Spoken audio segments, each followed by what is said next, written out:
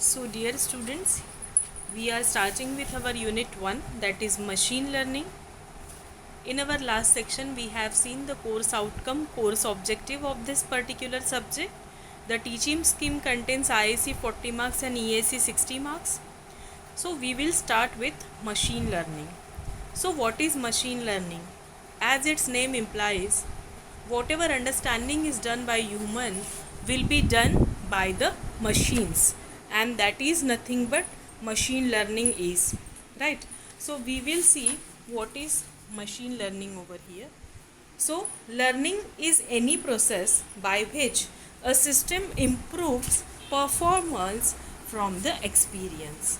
That is the definition of learning, that whatever system we are having, we want to improve the performance of that system from the previous experience, and for that learning is very necessary.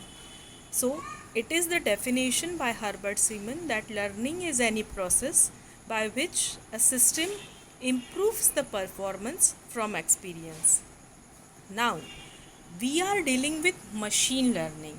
So the definition by Tom Michel in 1998 was: machine learning is the study of algorithms which improves the performance at some task T and with experience E.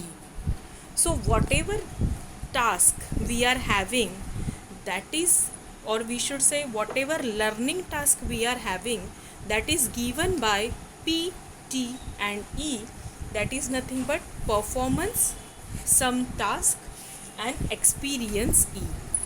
That is what machine learning is. Now the traditional programming is also there. So traditional programming contains the input as data and program, and it gives us the output. Whereas we can say that machine learning takes data and output, because machine learning is mainly used whenever your data set is very large.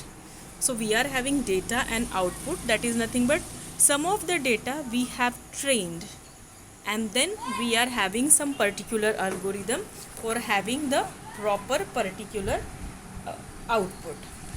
So what is machine learning? So machine learning is a subfield of artificial intelligence. You all have studied artificial intelligence in third year, and you can see that the prerequisite of machine learning is artificial intelligence. So machine learning is nothing but it is a subfield of artificial intelligence. The goal of the machine learning is to understand the structure of data and fit that data into models so that can be understood and utilized by people. So as I said, that machine learning is used whenever you are having a very large data set, and that's why the use or objective of machine learning is to understand what is the structure of data and how that data can be fitted into the models which can be well understood and utilized by people. Now basically, as I said, it differs from traditional approach. We have seen this particular traditional approach. So as I said, it is different from the traditional approach. So the in traditional computing, algorithms are set to calculate or problem solving, and machine learning algorithms allow the computers to train the data and use the analysis in order to output the values that fall within some specific range. Means machine learning is different from traditional learning because it allows the computer to train the data in such a way that we can have the statistical analysis to understand the values, and we can set the particular proper specific range.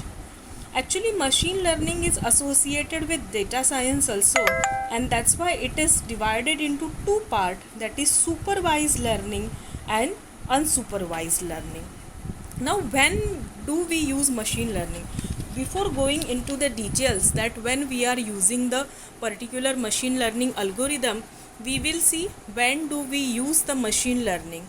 So whenever human expertise is not needed, Whenever human can't explain their expertise, that is speech recognition, models must be customized, that is expert system is used for personal medication, and models are based on huge amount of data.